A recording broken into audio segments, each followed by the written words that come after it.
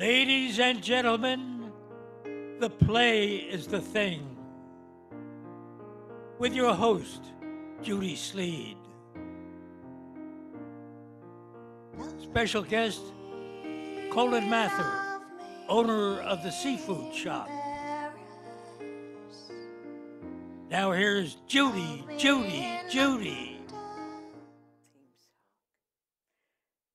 Hello to the Plays the Thing. I'm Judy Sleed, and I'm talking to Colin. That's right. I have a very handsome young man Oh, as my guest. you'll get me blushing right away. And, well, it's good to see you. Very nice to be here. Thank you. And I'm looking at this plate of shrimps. I haven't seen such big shrimps for a long time. Yeah. Did you catch those? I wish I could say I did, but I didn't, Judy. They come, as all shrimp does these days, frozen. But I mean, this is a fabulous shrimp that we carry. We go almost every year now to the Boston Seafood Show, and where we're inundated with all different types of shrimp. And we always come out with this shrimp that we've carried now for several years, and it's just the best. And we're known for it, actually. Well, when you say we, you're talking about your shop, your store That's here in correct. Amagansett. No, actually in Wainscott. Oh, we are. I'm sorry. So, that's all right. The seafood shop in Wainscott, right down the road. Wainscott. I don't know why I said Amagansett. It's so funny here in the Hamptons. You go from one town to another in 5 minutes. That's right. That's right. Except in the summer. Except in the summer, it takes a long time. Right. Yes. So I guess I was just reading a newspaper articles about Amagansett. But Yeah. anyway, we are in Wainscott, and your store is in Wainscott, and you're talking about that's where you carry these beautiful shrimps. It's beautiful. Thank you. Thank you. And can we have a shot at this? Should I hold it up? Yeah. Can you put the camera on it? Almost. Yeah. That's good. Okay. Beautiful. I bet people who look at it, they will want to pick one up and eat it. Yeah. Well, Yes. I wish I could feed them through the screen. Okay. So since you didn't catch it, you own this store. You're one of the owners. I am the owner, actually. Oh, the owner. Yeah. I worked at the seafood shop starting in 1987. I started there strictly, just by chance. I was out of high school, and a friend of mine's father used to do the clam bakes out of the seafood shop, and we happened to have our cars being fixed at the same time at the same repair shop. And he comes to me and he says, "Colin, how would you like to do a clam bake with me?" And I said, "I've never done one, but I'll give it a try." So that weekend I did one. The next weekend I did another, and so forth. And after high school, I was trying to get into the service, the armed services, and I wasn't able to because I had flat feet. So the owner of the store, Oh my God. the owner of the store comes to me and he says, since you're sort of waiting, sort of in between things, why don't you work for me for a little while during the winter? Which I did, and one thing led to another, and we forged a great friendship, and forged a lot of great friendships with customers and so forth. So here I am, and I in 2000, I took over the business from John Hessler. He was the previous owner, and to this day, I still look to him for advice. He's been a great teacher for me. So you do this now full time, and what do you do in this store? Well, it's funny, and to give you a job description, it's kind of hard because I'm constantly working with customers, overseeing different things that are occurring in the store, whether it be in the catering division or just fish cutting. But I don't do any one thing for any long period of time because all of a sudden the phone rings or a customer comes in and requests me for some reason or another, and there I am, you know. So I'm just sort of, I'm like water. I take the form of whatever I Need get poured to into do, at the time. You know? because I went to your store several times and you were not there. Yeah, well, a lot Well, of times I'll be yeah. up in the office, or I'll be looking at, you know, I'll be going to a site where an event is going to be catered, and I'll take it. I'll have to size up where we're going to be putting our tables and so forth, and that sort of thing. Yes, Yeah. and you do the buying also? Some of the buying, but the different duties are spread about with, you know, our various people.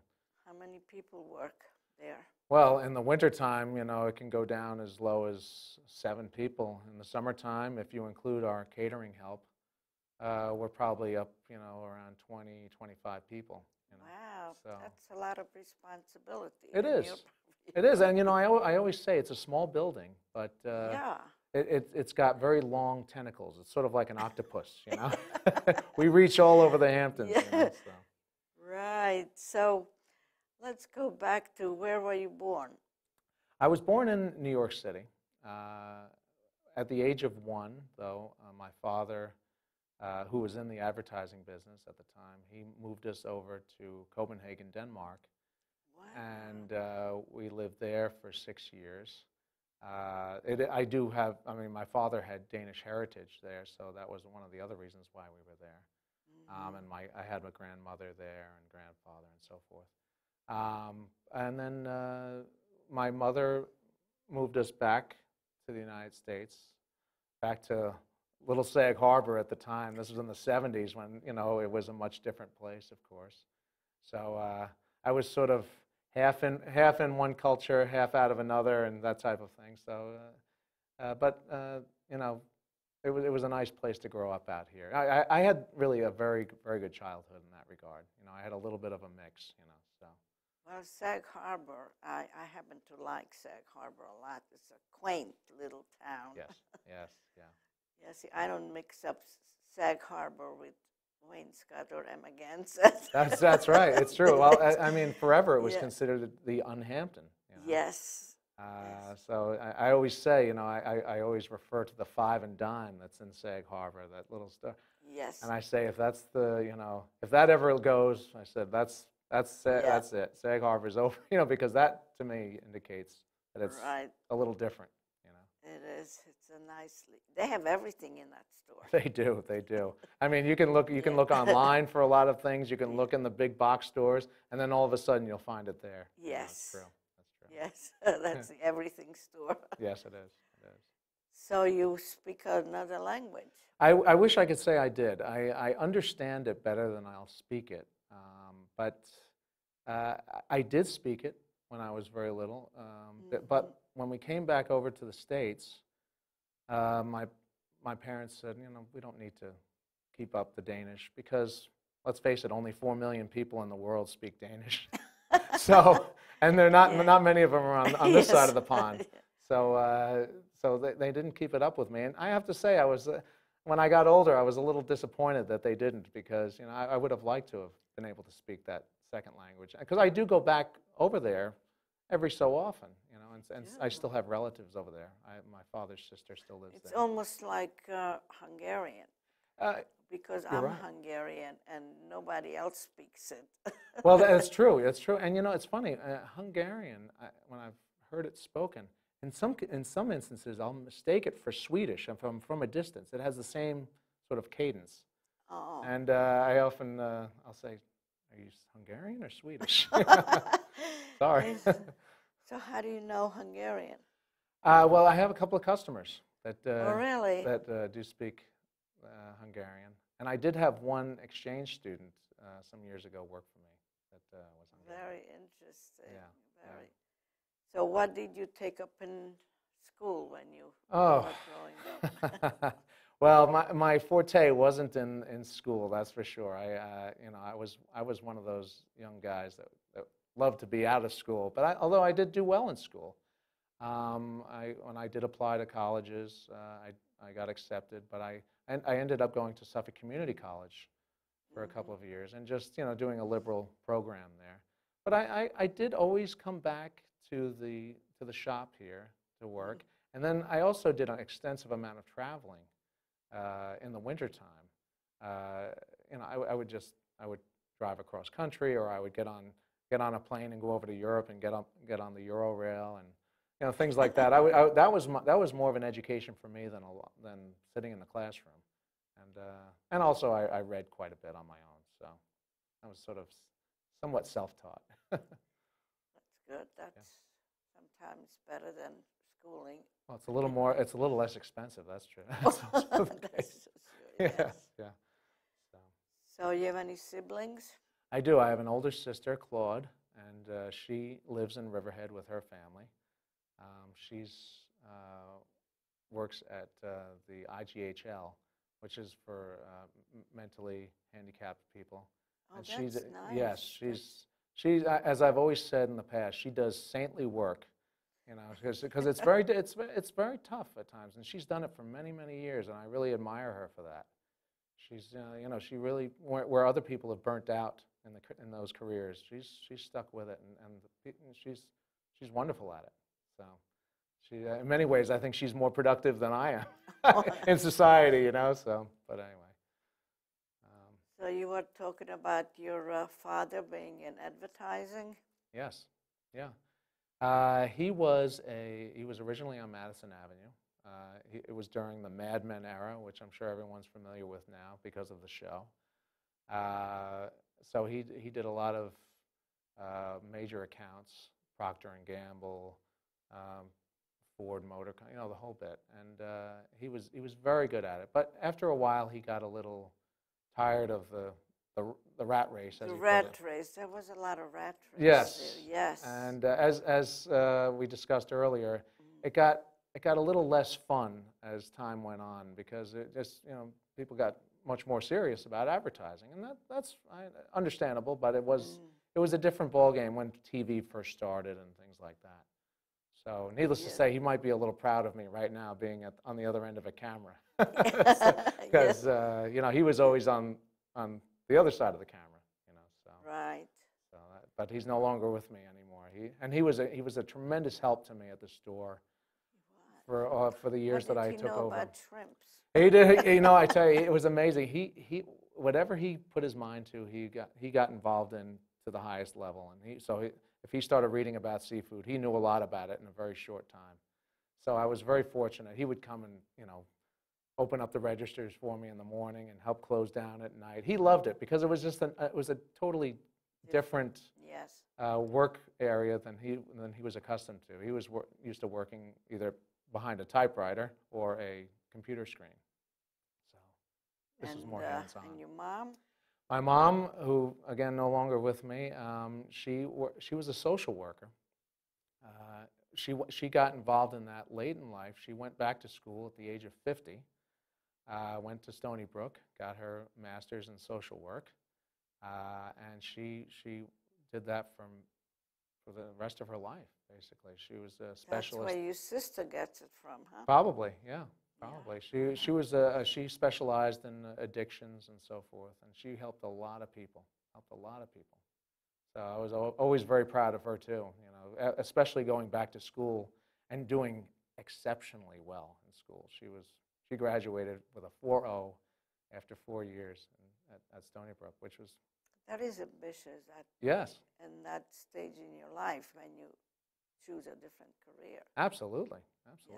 You know, she was a mom for many years, and then, you know, but before becoming a mother, she also worked in the English departments at certain schools, and she also worked in hospitals as you know, an aide and so forth. So she did a lot, you know, but she was quite a lady, you know. So. And what do you do? And you said you work in the store a lot, and then you travel. So what else do you do in your spare time? That's fun. Well, I've got 2 young boys, Jack and Joel, and they're 5 and 3. Wow. And so they take up pretty much the rest of my time, along with my wife, Shannon. And, you know, young boys can be a little rambunctious at this time of their lives. So we have a full plate, you know. In fact, right now I'm playing Mr. Mom because my wife is away for a few days. So I'm, Oh. as soon as I leave the shop, I'm, going home and Yeah. doing my thing with them and putting them to bed and so forth. I love it. I became a father somewhat late. I was 39 when I had my first son, and I was one of those guys who said, I'm never going to have kids. I didn't, I was too busy. But when I had my first son, Jack, and then of course Joel afterwards, it was opened my eyes to a whole nother life, and I'm so pleased. Yes, So, yes. yeah. You don't look that old. Well, I wish I could. Well, thank you, first of all. But I wish I could say I didn't feel it. Sometimes, especially working, in the seafood business, you do a lot of lifting and so forth. Because I did start at the bottom rung and worked my way up, so I did my share of lifting and shucking and all that sort of business. Yeah. And it really that and you're in a wet environment a lot of the time, so it takes its toll on you. But luckily enough, I've been able to skate through. You look great. Well, thank you. I can't figure out what kind of toll it took on you. Well, a little bit in the hands, a little bit in the back, But Oh. I've always been very much into fitness most of my life. So I've always maintained some sort of a regimen, when I get home with running or weights or something like that. So that's helped me a lot. It really has. Well, does being good looking have anything to do with Thank you. what you? Well, I tell you, as you can see, I'm follically challenged. I don't have. Yeah, but it looks good on you. Well, thank you. But I was one of those guys because I started to lose my hair when I was in my 20s, and it was very upsetting to me, because I thought I had a nice head of hair, but I tell you, I think I've sort of grown into my scalp a little bit. So thank you, though. Thank you. You could be a model, or you could be on the stage. Oh, Do you boy. have any ambition I in that field? Well, I tell you, I had thought about it at one time. In fact, I did do a brief modeling stint, very brief, one night down at the Palm Restaurant, where they were and it was for charity, and we were modeling, swimsuits and all sorts of things. And back then, I had I was very athletic and so forth. So. How many years ago was This that? was, I would say, I was about 20 years old, and so I was in my prime, and I have to say, the ladies in the crowd they were pulling on the clothing and so forth, and I was like, wow, this is really this is interesting. I'd never experienced that before, but Yeah. so I wasn't so sure if I'd ever do it again, but it was fun though for a short time. So. But yeah. And did you ever audition for anything in these local theaters? No, I have to say, I never got involved in the theater.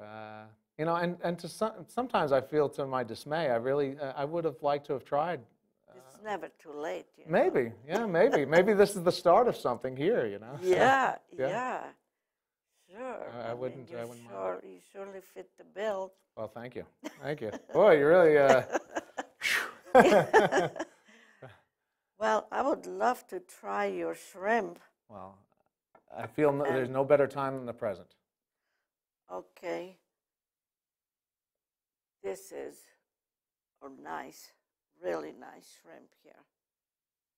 Would you mind if I joined you? No, go ahead. Okay.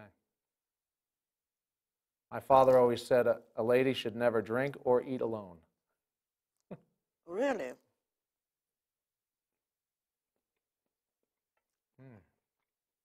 It is very nice. Thank you. Yes. So, and they say that fish is very healthy. It is. That's one of the reasons why the shop, I think, the seafood shop, and other seafood markets for that matter, do well these days, because it really is a healthy alternative. And a lot of people, when they eat meat and so forth, they feel a little bit heavy afterwards. Whereas with fish, you feel nice and light.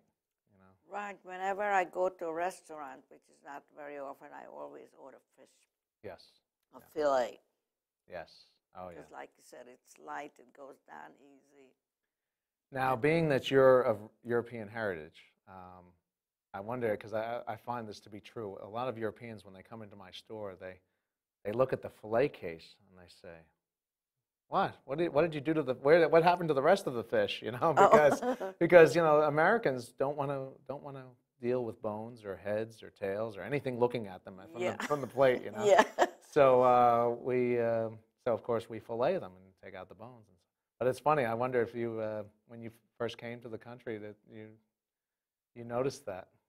With No, fish. actually, no. But I know that they have, I forget what it's called, like a chowder made out of all kinds of fish and the fish head and Oh everything. yes, yeah. Do you make that? Unfortunately, again, you know, I would if there were more of a call Custom. for it. Yeah. But I have to say, the Spanish clientele that we have, they've sort of got us into that a little bit more. You know, especially the whole fish selections and things like that, because that's the way they're accustomed to eating fish. But you know, with a soup, you know, that might be might be a hard sell right now. You know. Yeah. But you're right. It does add so much flavor. You know the Right, heads but and- you have to be very careful with the bones. You could, that's really dangerous. Well, here's a small story for you. That one of if you would have told me when I was 14 years old that I was going to be in the fish business as my profession, I would have told you were crazy, because about then I was at a friend's house and we had flounder, and a bone got stuck in my throat. Oh. And I had to go to the hospital, and you know they take the pliers and down your throat and all that good stuff, and that left a very bad taste in my mouth. No pun intended, Yeah, you know. yeah. But so I was like, oh, I'm never gonna have fish again, and you know the whole bit. But lo and behold, here I am, you know. So it was probably a little indicator back then. Some, you know. Yeah, I remember having like the same experience. Yeah. But not as serious as yours, but Yeah. you know, the bone getting stuck and it's hard to take it out. Yeah, yeah, it is. But you not only not only sell raw fish, but you also cook them. Yes. Now. And that's what I like about that. So you Yes. don't have to go home, because sometimes when you cook fish at home, it just smells up the whole house. That's right. That's right. You know, we do a lot of lunch and dinner takeout. I mean, ranging from fish and chips to paella or bouillabaisse. But we also have an extensive catering lineup that we do, and you know, we have a lot of things to offer at the store there. That's usually fits somebody's palate somewhere down the line. You know. Right. Do you also cook it yourself? Occasionally I will. I mean, you know, I can't. I have to say I'm not the fastest guy in the kitchen. You know? But I do enjoy, you know, taking a little. You know, I take it home and I'll do a little stuff for my family. You know. Because we have a kitchen here, and maybe you should come back and do a cooking show. Well, for better us. yet, I have a new executive chef in our kitchen. His name is Paul LeBou. He was one of the original chefs at Nick and Tony's. He was also at the Laundry when it was on Race Lane, and he was, and so he's a very experienced chef, and I'm sort of taking it up a notch this year with him, and we're gonna, you know, expand our prepared food lineups and so forth. And to watch him work in the kitchen is really watching an artist. You know, he can really, you know, just watching him with the knife, the chopping and so forth. I mean, makes me look like, you know, You're gonna have to come back with him. Oh yeah, yeah. No, I think he'd fit the bill very well. I'm going to show you the kitchen before you leave. It's Yeah. a beautiful kitchen. We Yeah. have here. Yes. I'm impressed with the studios. I mean, so I can only imagine what the kitchen looks like.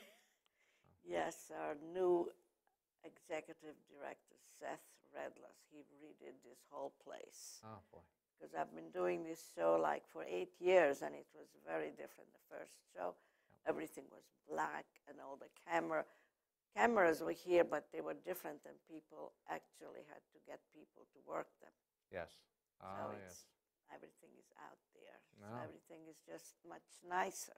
Yeah, it really is. It really is. I was I mean, like I said, we're right down the road from you. And I very rarely ever come down in this direction because I'm usually going towards the airport in that direction and going towards Sag Harbor. So when I came in here, I was like, boy, what have I been missing all this time? See, that's because every time I went to your store, you were not there. Oh, yeah, there you go. There Finally. You go. There you go. Finally, I ventured in there. Oh, I went there, I think, for Ellen's run. Yes. I did. And Yes. then I said, hey, he's here now. That's I got right. him. I remember being cornered against the wall, Yes, you yeah. know? Yes. Yeah. Well, I'm fine. I'm glad I finally caught up with you. Yeah, me too. Me too. It's nice to And, be here. And we just about finished. Oh, are we really? Yes, a half hour just goes by so quickly This is, when you're having fun. you're going to have to expand the show to an hour. You know? Yes. No, it's been a lot of fun. So I want to thank you again for coming, and I want to thank my underwriters who are Bill. What's his name? Oh, that's terrible. And I know first names, Bill, Jody, and Yeah, yeah. and Robert, and Charlotte, and a few others who helped me put this show on. And of course, when you're watching, you could add your name to it. Okay. All right. And don't forget to tune in. I'm being shown here at this in Wainscott, the East End, 5 times a week. And if you go to Manhattan, you could see me there once a week. And lately, I've been on YouTube. Wow. All right. I'm going to have to look you up. Yes. As my cousin once said, I Googled you, and there you were all over the place. Ah, that's fantastic. Yes. So, again, the shrimp is just magnificent. Oh, thank you. Thank you. And I have to make it a habit of going to your store at least once a week and eat fish. We look forward to seeing you.